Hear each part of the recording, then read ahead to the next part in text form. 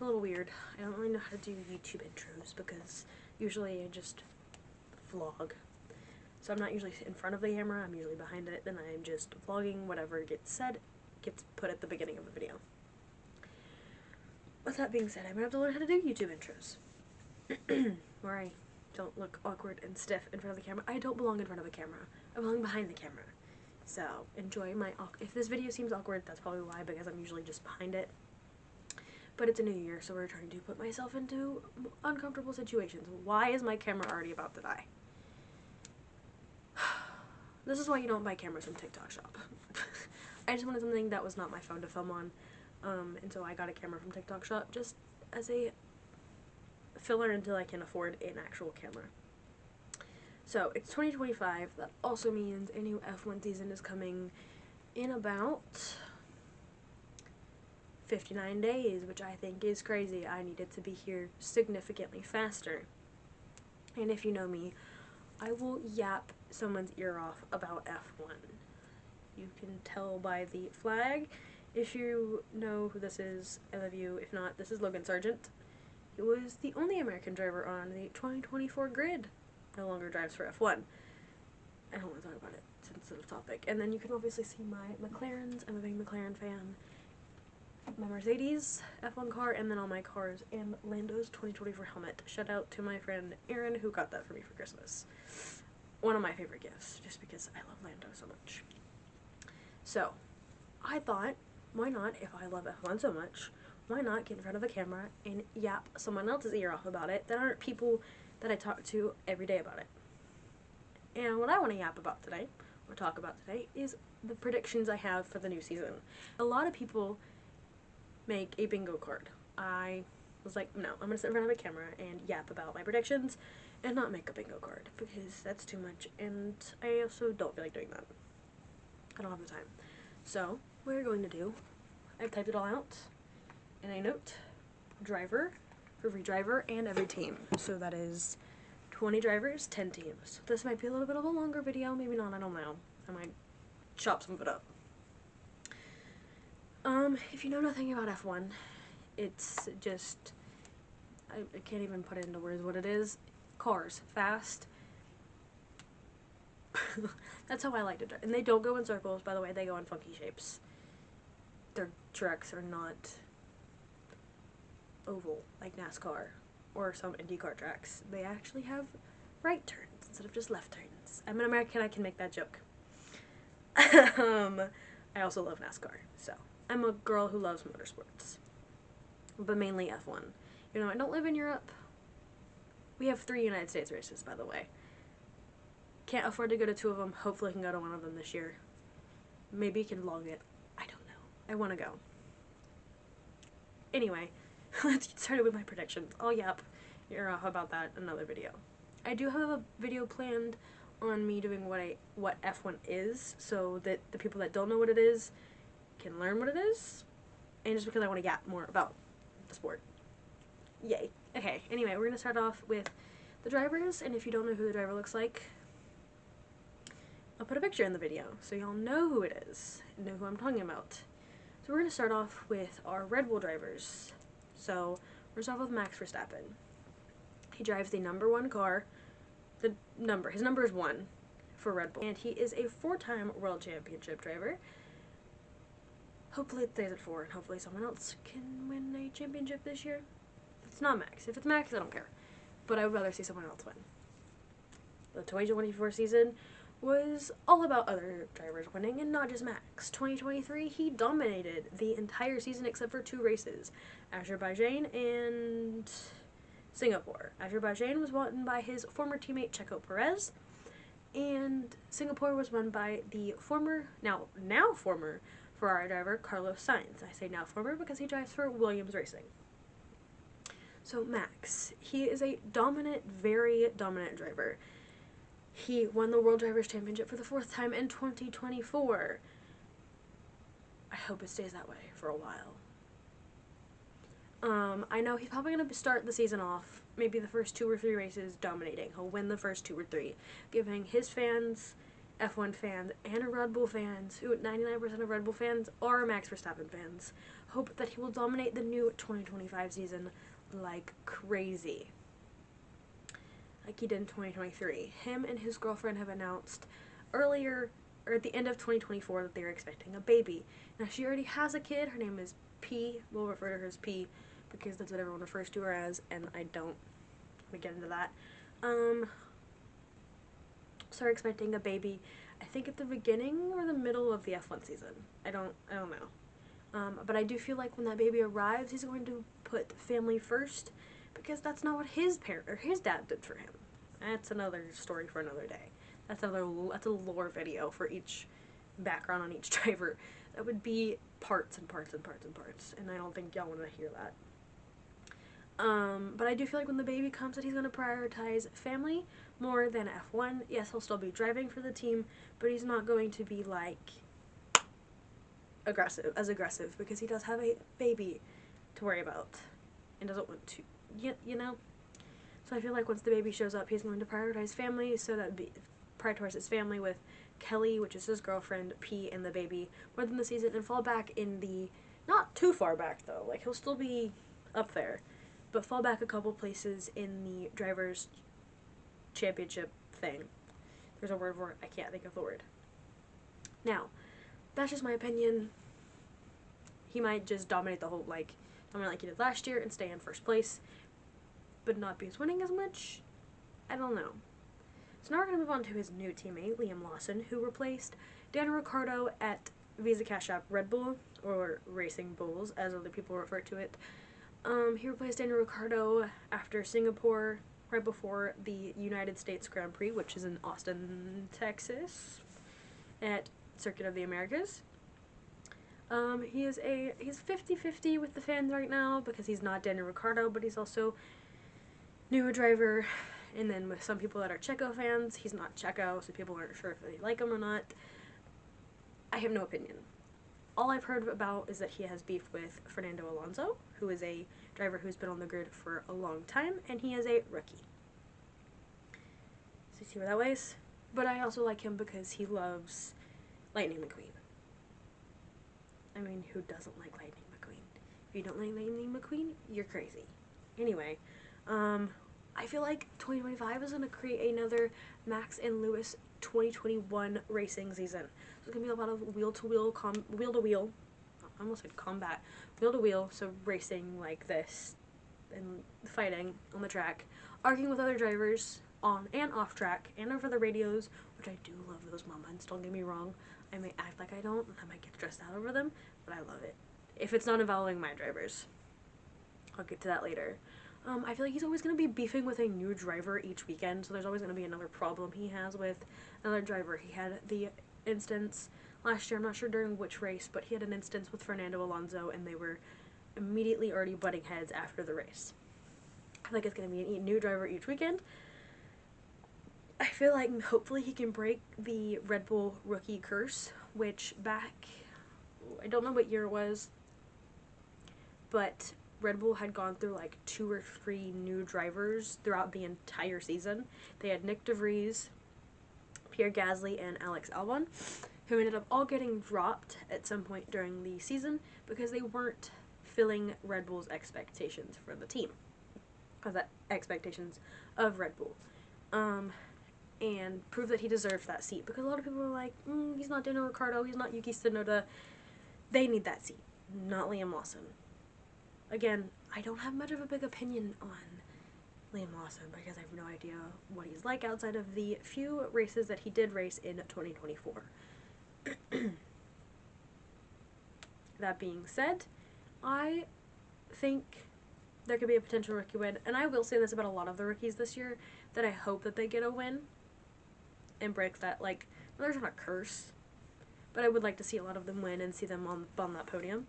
But that also being said, I would also like to see my drivers on the podium this year. A lot more than seasons past. Even though my team won the World Constructors Championship in 2024. Go McLaren. Okay, now we're going to move on to my favorite boys. The Papaya Boys, or the McLaren Boys, or whatever you want to call them. We're going to start off with my favorite driver, I hate saying that because I really can't pick favorites, but he is my favorite. That being said, I'm also wearing one of his shirts. It's got him on the back, but I ain't standing up to show that. Lando. He's been driving with McLaren since 2019 and brought them to their constructors title this year. He won 4 races. He won his first race in Miami, then Zandvoort, then Singapore, which was a night race, which those pictures are amazing. Whew. And then his last race that he won was Abu Dhabi, which brought the team to their World Constructors title. And then I think Oscar won 3? No. I don't know. I misspoke. Oscar won 2. I don't know. That's what the F1 app said. Don't quote me on that 100%. I'm not sure.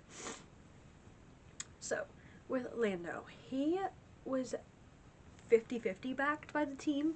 They created this stupid thing called papaya rules in Hungary, which screwed over Oscar's first win. I don't talk about it. That's the one race that I refuse to talk about is Hungary 2024. Sensitive topic. That was Oscar's first win and it was kind of screwed over by the team.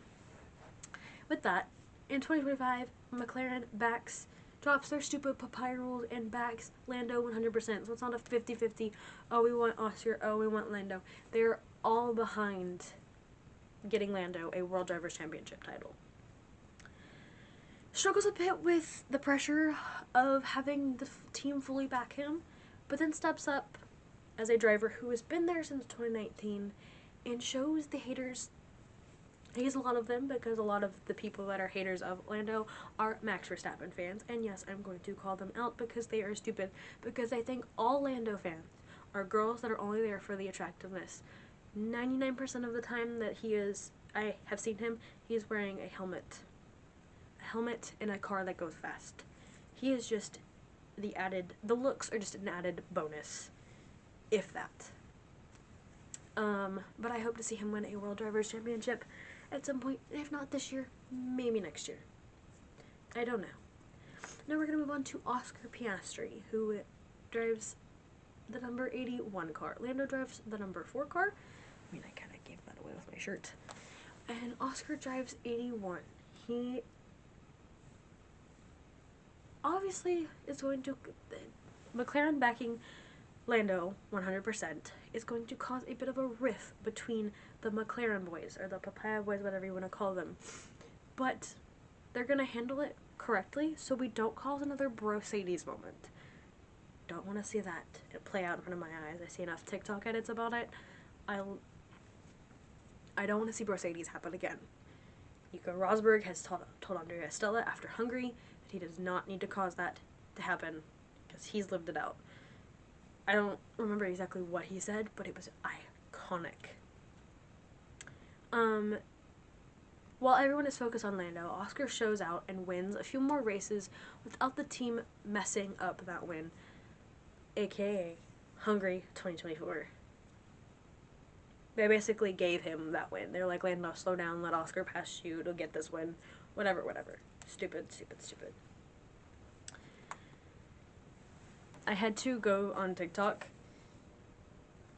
I'm not just scrolling on TikTok. I had to do something for research purposes, aka pull up TikTok edits. So with Oscar being, it's important, hold on. With Oscar being chosen to be the second driver, he becomes the new aggressive, air quotes, Mark Webber, who by the way is his manager, which I think this would play out because Mark Webber would know how to handle this with Oscar. He becomes the new Mark Webber of the grid. Mark Webber was the second driver of Red Bull back in the day. I don't 100% know when back in the day was, but early 2000s, right around then when he was actually driving for Red Bull. He'll become the new Mark Webber of the grid and show the team that just because he's a second driver, he can still be the best. Even maybe have a little fight for the World Drivers' Championship title between him and Lando. Would I hate to see it? Yes.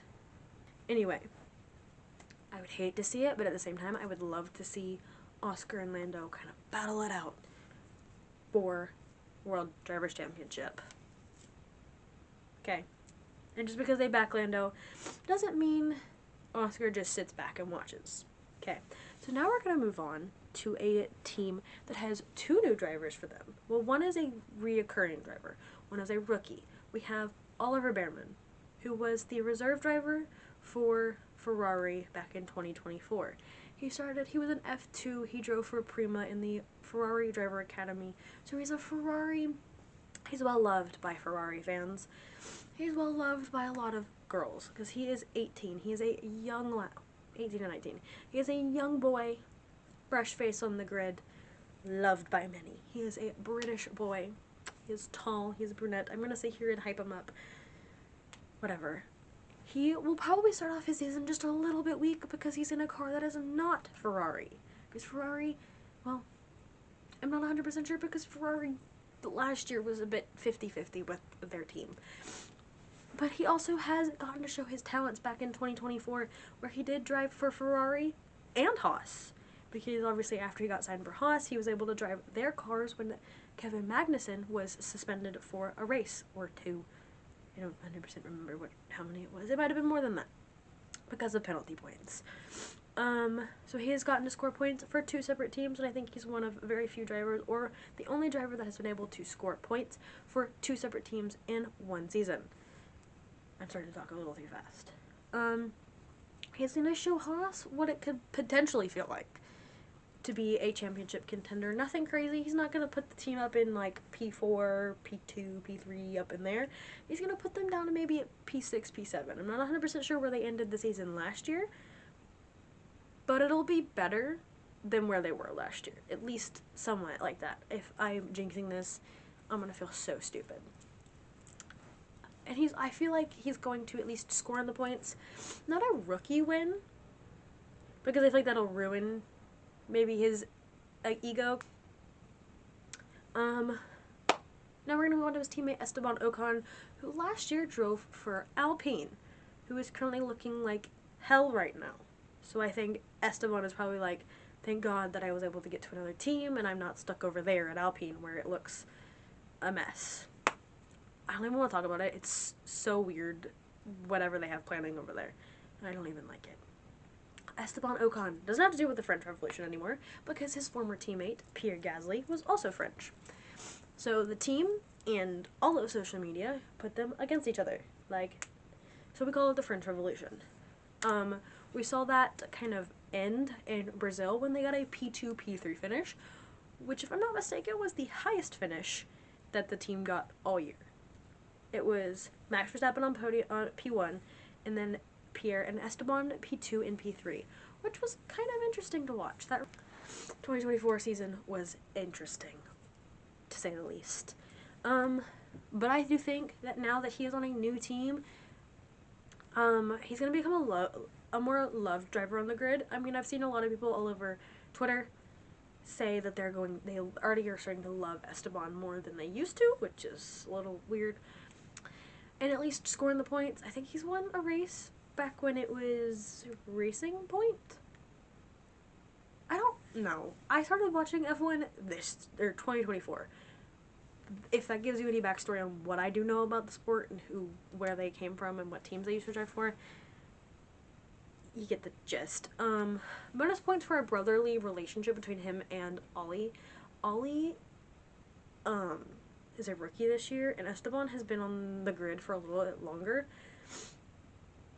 I don't know when he started racing, but he's been on the grid a little bit longer, so he has some experience on racing in F1, so maybe some, TikTok content that's like a brotherly relationship. I'd love to see it.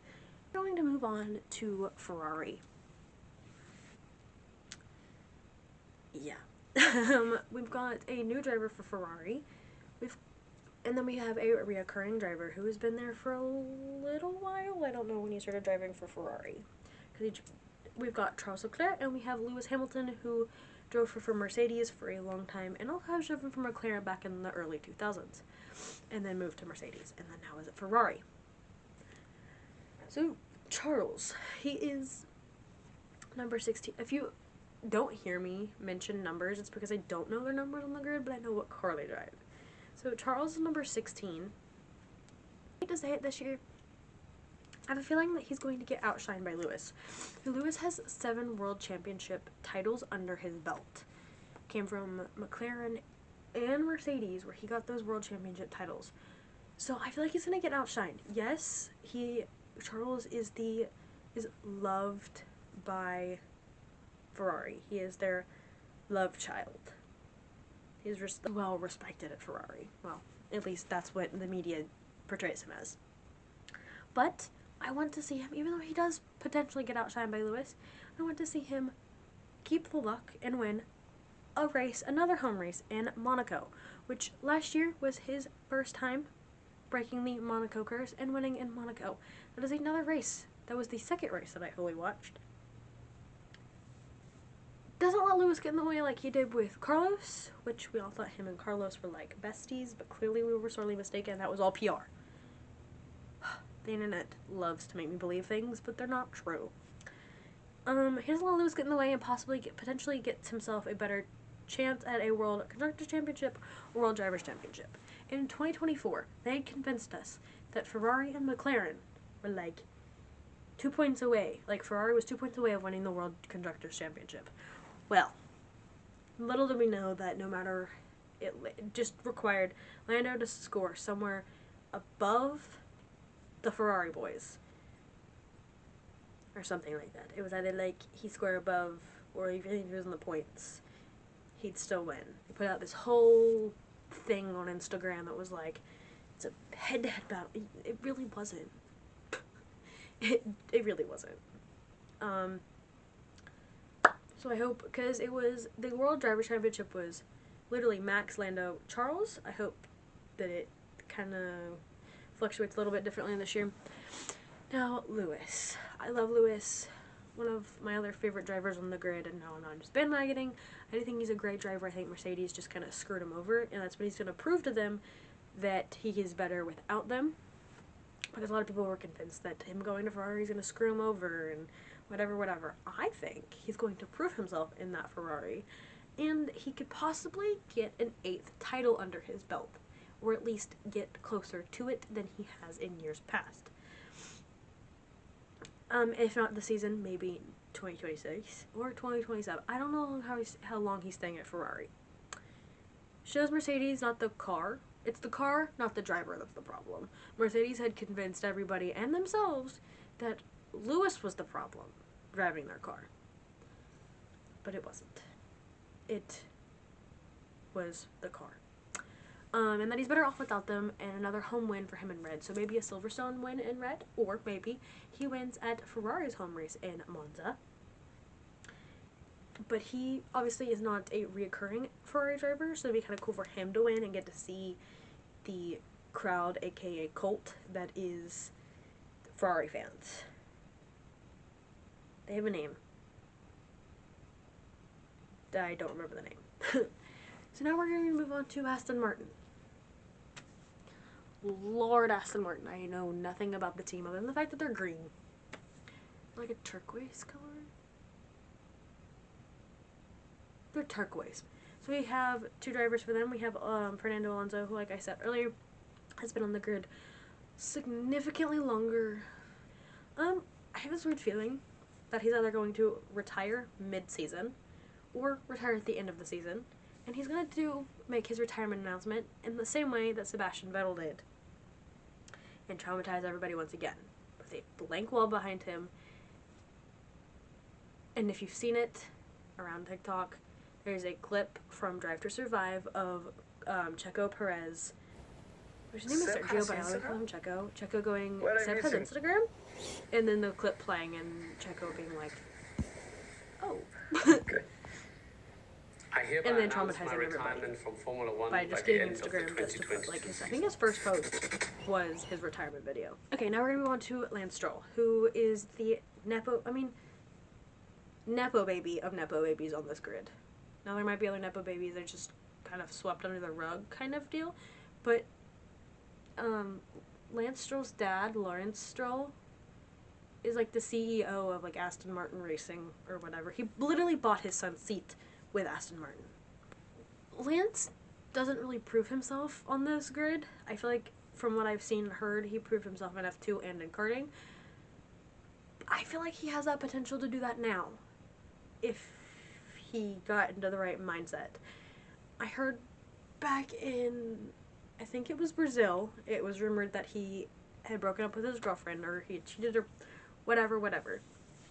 And he literally drove it into the gravel trap on a formation lap. The formation lap, he drove it into the gravel. Y'all. Excuse me? So if he put his mind to it and didn't sit here and blame the car the whole time and actually took accountability and took into consideration that, hey, there's a potential opportunity that I could win something in this. That I actually do something that's not just me proving the fact that my dad bought my seat. I think he could be a great driver. Or he continues that mindset that my dad bought my seat. I don't have to do jack crap for this team except drive their stupid car and just continue to do stupid stuff with the car left and right. He, not mistaken, I think he DNF'd his own home race. So did he. But I'm not talking about it because I love him, by the way. I mean, the flag gives it away, but I love Logan, so I don't dog on Logan. Okay? No Logan hate here. Now we move on to the Williams team, which, I mean, it's not they're not in a hole like they were last season. Like, they didn't dig themselves into a hole where they had a bunch of haters, because now they have picked up former Ferrari driver Carlos Sainz. I'm 50-50 with Williams, because they dropped him mid-season after Zandvoort. Like, we're going to drop you and replace you after this race. And then they got Franco Colapinto, who I was like, I don't like him. And then I started seeing his interviews. I was like, see, you know how to win over the crowd, especially women. And I started liking Franco Colapinto, but he was no Logan. I guess, but no, he no longer drives. He drives for English Le Mans, which is super exciting. He did test for, I have gone on a rabbit trail. He did test for IndyCar and was the fastest driver, proving to Williams that it wasn't his fault. Because then people were like, because Franco like proved himself and got the team in like the points a couple of races, like when he first started out. And then he started doing some things that were like, oh, he crashed the car. Oh, that's something Logan did and Logan struggled with. So, in reality, I don't like, I'm 50-50 with Williams, okay? So we have Alex Albon, who, by the way, their team name is Carbone. Carlos and Carbon. So we have Alex Albon, who either becomes the Logan Sargent of the 2025 season. I hate using that as an adjective, but like I just explained, Logan was crashing left and right in 2024. That's kind of why they dropped him, is because he wasn't a good driver. Anyway, he either becomes the Sargent of the 2025 season, or shows people that the Williams car are not tractors, and he actually wins. Alex Albon has yet to win.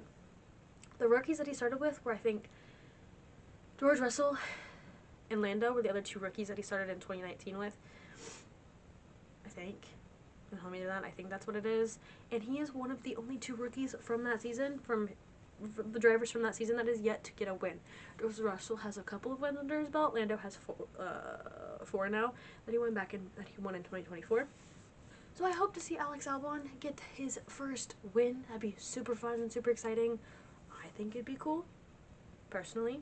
Now we move on to Carlos Sainz, who was the Ferrari driver last year. Drives the number 55 car on the grid. He is driving who went from red to blue, which I think is super fun. I hope he at least podiums once for the team this year. And just the haters that it's not the car. No matter the car, he is still a good driver, because everyone's like, oh, he's gonna be at the back of the grid, blah blah blah blah blah, because that's where Williams is. Okay. Well, tell me why in the testing at the end of this 2024 season they did in Abu Dhabi, his name was up here, under all these other drivers who have been driving either for the same team or new drivers on the grid, right? His name was up here for the Williams. Okay. Now I move on to a team that is also full of, has two new drivers that are not reoccurring drivers. One of them's a reoccurring driver for F1, but a new driver for this team. We have Kick Sauber, which in 2026 they will be Audi. I don't know. I have no words on that.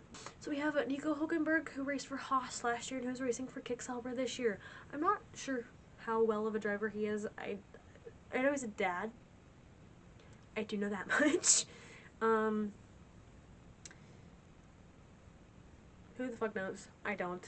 I'm not sure, 100% sure he might struggle it due to the fact that this car is more like a tractor on the grid. It's just a little... Make great TikTok content. So maybe we will see some Nico Hülkenberg, Gabriel Bortoleto TikTok content like we did Valtteri Bottas and Zhou Guanyu. So, and then we moved to Gabriel Bortoleto, who was the F2 championship driver, who was in the McLaren Drivers Academy. Know nothing about him. I know nothing about him, other than the fact that he's Brazilian. That's all. That's all I can give you.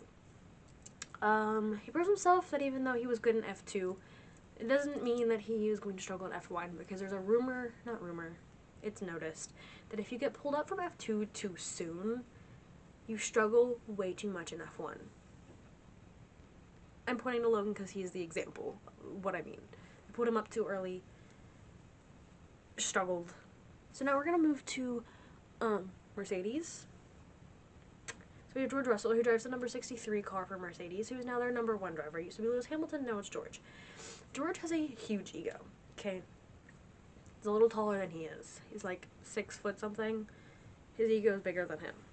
And I feel like it's going to get destroyed mid-season, and more beef between him and Max or another driver. The beef between him and Max was hilarious, because he drug it out, and Max was like, I'm PR trained, I ain't gonna let this affect me. Even was like, the driver dinner at the end of the season was like, hey, you should sit next to me, and he drug his chair all the way to the other end of the table. Now we're going to move on to a new driver on the grid, who is Andrea Kimi Antonelli. We call him Kimi because it's easier. Kimi will either prove to the haters that he deserves his seat, or he pulls a Logan and proves people that he has even said, before it was announced that he was getting that seat in Mercedes, saying that he needed another year in F2. He was kind of in the midfield for F2. He wasn't up there. Same with Ollie Behrman, but he has proved himself in F1 a couple of times. Kimi did, I think it was like a practice, I don't remember what race it was, I think it was Monza, and crashed into the wall. So, we're unsure of where he fits into this, okay? Now we move to the hellhole that we like to call Alpine. So we have Pierre Gasly. He might become a semi-likable character than the fact that he has a buzz cut. For some reason, both the Alpine drivers got a buzz cut on the winter break. I don't understand. Obviously, Pierre becomes more of a likable driver because of the no pitting him against his other French teammate Esteban. I don't know how well he's a driver, other than the fact that he screwed over Esteban in Monaco and sent his car flying. I don't remember. I just like the Monaco race because it was iconic, because Charles won some race. Now we move to Jack Doohan, who is already rumored to be replaced by Franco Colapinto after 5 races. Alpine signed this kid for 5 races to prove himself. 5. To be replaced by Franco Colapinto, who Alpine paid Williams a good chunk of money to be like, hey, we'll take him off your hands, so he'll replace Jack Doohan. So he won't get the opportunity to prove himself to his team, but hopefully he can prove himself in 5 races and be an amazing driver, and then make Alpine be like, well, we were totally wrong, we underestimated him, blah blah blah blah blah. But knowing Alpine, they're gonna screw the kid over anyway, and it's upsetting. They have 3 reserve drivers, which I think is crazy, but they're gonna take Franco, and if Jack doesn't prove himself, they're gonna take Franco, put him in the seat, because Franco's amazing. Whatever. Now we move on to V-Corp, which is a mess in itself too. They have Yuki Tsunoda, who is even test drove it. This is the sister team to Red Bull, or as some people call it, sugar-free Red Bull, which is not who they are. They're Visa Cash App Red Bull, or as some technical F1 fans call it, Racing Bulls. Ew. I'm gonna call them V-Carb because they're Visa Cash App Red Bull. Or sugar-free Red Bull, whatever I'm feeling that day. So we have Yuki Tsunoda, who drives the number 22 car on the grid. Anyway, he's gonna show Red Bull that they were wrong for signing Liam Lawson because it was between him, Liam, and Yuki to Red Bull. Become more dominant driver for V-Carb. Yeah. No words on that because I don't know. And then we have Isaac Hajar, who I've heard is just a very aggressive driver in F2. Okay, we're keeping that back in 2024. It's going to be 50-50 with the V-Carb F1 fans because he's not Daniel Ricciardo. And I've heard he's a mid-driver. Maybe some one-sided beef with a few of the other rookies or even drivers who have been around for a while. So I feel like he's going to create another Liam Lawson situation. Just personally, that's what I think is going to happen. I also don't know how well of a driver he is. So, now we're going to move on to teams, which there are 10 teams. And I don't have much to say on a lot of them because I'm loyal to one team. And that's McLaren. Hopefully we'll see a second World Constructors Championship title again, back to back, which would be super cool. And maybe a World Drivers' Championship in there. Maybe they get their shit together. Maybe not. Who knows? Who knows what'll happen? Red Bull. They're gonna struggle because Max is focused on family life, and with Liam being a nightmare on the track. Possibly downfall of Red Bull. We saw that happen with the team in general, not with one driver in specific. We saw that happen because they were winning Constructors' Championship titles and Drivers' Championship titles so much that they, for some reason last year in 2024, fell. They just didn't do so well. I don't know what happened, but I do know at one race they didn't pack the right front wing or rear wing. I don't remember. I don't know how you do that. Mercedes, they're going to be about 50-50 because their number one driver is now George Russell. I'm sorry if it seems like I'm slandering George Russell. He just seems like to be a bit of a PR mess at the moment. And then, who can't keep his mouth shut. And then Kimi, who was a rookie, who we're not 100% sure how well he's going to prove himself. Ferrari, maybe a World Constructors Championship. I have a friend who was a Ferrari fan, so she'd probably be like, oh, they're going to win, blah, blah, blah. But hi, you know who you are. But maybe a closer championship than it was in 2024, because they, like I said earlier, they hyped it up as some big thing. It wasn't as big as they made it out to be. Anyway, Williams. We will see the rise of Williams from a backmarking team to probably about a midfield team. Amazing Team Torque episodes. They have like a little podcast thing, and it started out with Logan, and then obviously Franco came in to replace Logan. But now we have Carlos Sainz and Alex Albon, who we know Carlos Sainz is a menace for media. I mean, go watch Ferrari media content from last year. You know what I mean. Alpine, we already are seeing how much of a shit show it is over there, from with Jacqueline being signed for 5 races and then Franco possibly getting that seat. No words. I just know that half the breaking news stuff we get this year is probably going to scream Alpine, because they're just a shit show right now. Hopefully they can get themselves out of that. I don't think it's going to happen. Because why are you going to sign a rookie and be like, oh yeah, you're going to drive for us in 2025. And then it comes out that you only signed him for 5 races? 5. Which, if I'm not mistaken, those races are, let's pull it up, racing. You have Australia, China, Japan, Bahrain, and Saudi Arabia would be his first 5 races. And then he'd get replaced at Miami. A mess. Mess. I think Kick Sauber is still going to be a backmarking team, but better in 2024, and they're going to maybe see some points. I literally know very little about their new drivers. Very little.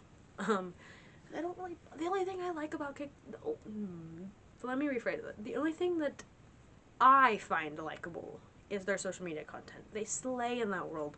Aston Martin. Maybe some hope for the team because Adrian Newey went from Red Bull to Aston Martin. Like, he's changing teams. And he does have a reputation of building championship-winning teams. He did for McLaren. He's done it for McLaren. He's done it for Red Bull. And he's done it for another team before them. Haven't heard much about them since the season ended, but it all could be a surprise. Just a regular season.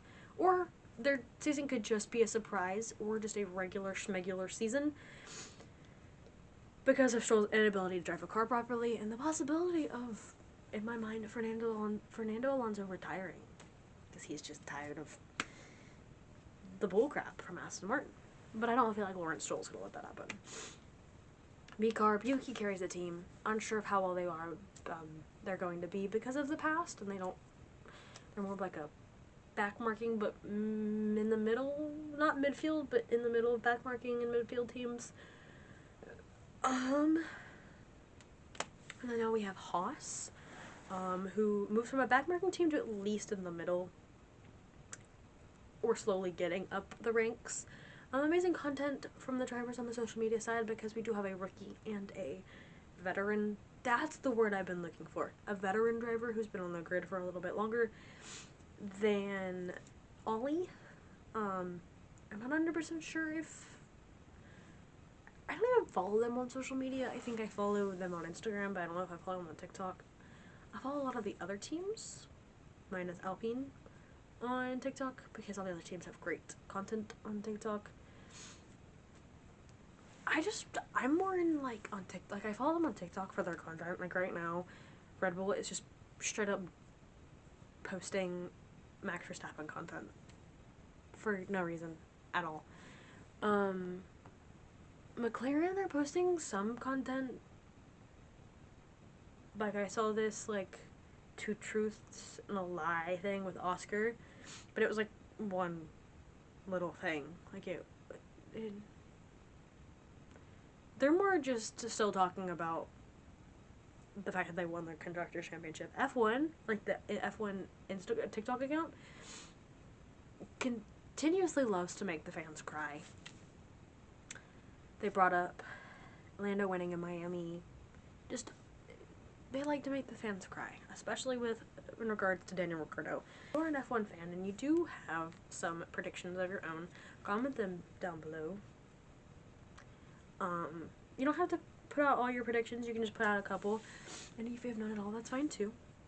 I think of what else I have to say about this.